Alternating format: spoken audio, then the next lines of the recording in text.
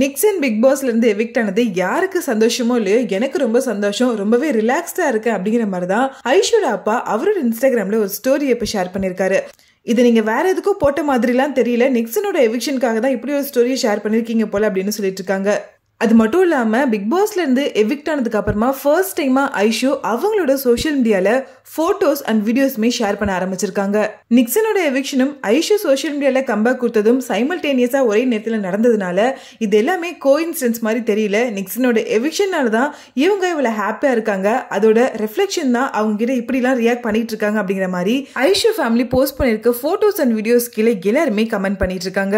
ஐஷோ ரொம்பவே தெளிவான ஒரு பொண்ணு, அவங்களோட டெசிஷன் ரொம்பவே ஸ்ட்ராங்காவும் அதே நேரத்துல பாசிட்டிவாவும் இருக்கும் அப்படிங்கிற மாதிரி எல்லாருமே நினைச்சிட்டு இருந்தோம். ஆனா நிக்சன் கூட சேர்ந்து அவங்களோட கேம் பயங்கரமா டைலூட் ஆயிருந்துச்சு. அவங்களோட கான்சென்ட்ரேஷன் ஃபுல்லாவே நிக்சன் மேல மட்டும்தான் இருந்துச்சு. வெளியில அது பயங்கரமா தப்பா போற்றி ஆகி அவங்கள நிறைய பேர் ட்ரோல் பண்ணிட்டே இருந்தாங்க. அதனால அவங்களோட ஃபேமிலியுமே பயங்கரமா அஃபெக்ட் ஆகியிருந்தாங்க. ஐஷோவுமே பிக் பாஸ் வீட்ல இருந்து எவிட் ஆகி வெளியில வந்ததுக்கு அப்புறமா எபிசோட்ஸ் எல்லாத்தையுமே பார்த்துட்டு ரொம்ப ரெக்ரெட் பண்ணி எல்லார்கிட்டையும் மன்னிப்பு கேட்டு ஒரு லெட்டர் கூட ரிலீஸ் பண்ணியிருந்தாங்க.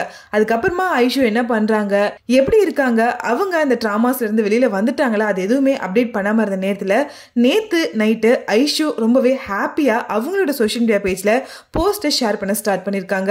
அண்ட் அதே நேரத்துல தான் நிக்சனோட எவிக்ஷனும் நடந்திருக்கு. நிக்சனோட எவிக்ஷனை யாருமே எதிர்பார்க்கலாம் தான் சொல்லணும். டபுள் எவிக்ஷன் அப்படிங்கிறது ரொம்பவே அன்எக்ஸ்பெக்டடா நடந்திருக்கு. சோ இதை பார்த்துட்டு தான் ஐஷோட அப்பா அவ்வளவு ஹாப்பியா இன்ஸ்டாகிராம்ல ஸ்டோரி ஷேர் பண்ணிருக்காரு அப்படிங்கிற மாதிரி தொடர்ந்து எல்லாருமே கேட்டுட்டு இருக்காங்க. இதை பத்தி நீங்க என்ன நினைக்கிறீங்க அப்படிங்கறத கமெண்ட்ல கூட ஷேர் பண்ணுங்க.